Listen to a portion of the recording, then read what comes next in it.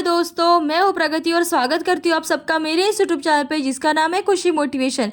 आज के इस वीडियो में जानते हैं दोस्तों एक ऐसे इंसान के बारे में जो कभी इन्फोसिस में ऑफिस बॉय का काम करते थे और वो आज दो स्टार्टअप के सीईओ बन गए हैं।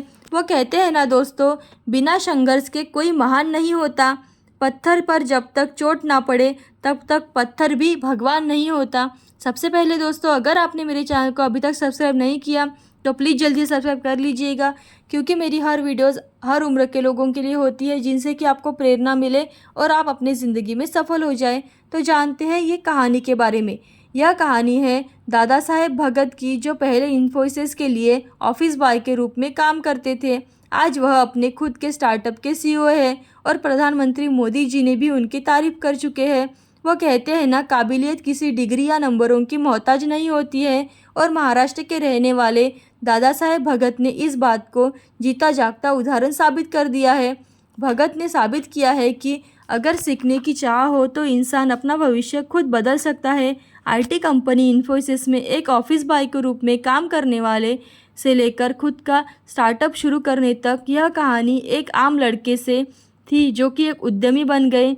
दादा साहेब भगत की सबसे पहले जानते हैं दोस्तों इन्फोसिस में किया उन्होंने काम।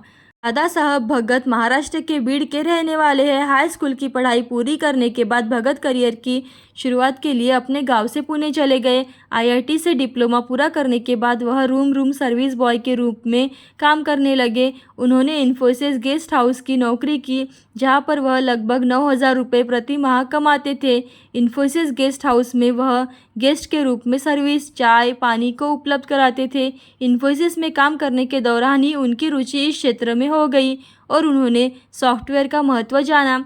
भगत कॉरपोरेट जगत से रोमांचित थे, लेकिन वो जानते थे कि कॉलेज की डिग्री के बिना वह इस फील्ड से एंट्री नहीं ले सकते थे। उन्होंने आगे पढ़ाई की ठानी। उन्होंने एनिमेशन और डिज़ाइन में कोर्स किया। वह दिन के दौरान काम करते थे और शाम को अपनी एनिमेशन क्लास लेते थे। इसके बाद उन्होंने हैदराबाद जाके डिज़ाइनिंग और ग्राफिक्स वर्क के लिए काम करना शुरू किया। उन्होंने अपना स्टार्टअप।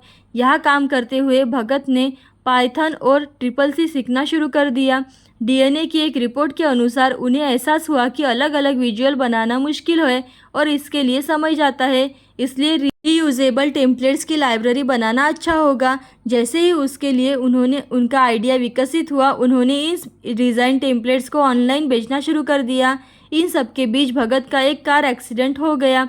भगत ने अपनी नौकरी छोड़ दी और बेड पर रेस्ट लेते हुए उन्होंने अपना सारा समय अपनी डिज़ाइनर लाइब्रेरी में देना शुरू कर दिया।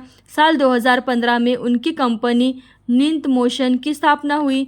थोड़े समय में उन्होंने दुनिया भर के लगभग 6,000 ग्राहकों को सर्विसेज दी, जिनमें BBC स्टूडियो और 9X म्यूज़िक जैसे मशहूर ब्रांड शामिल है।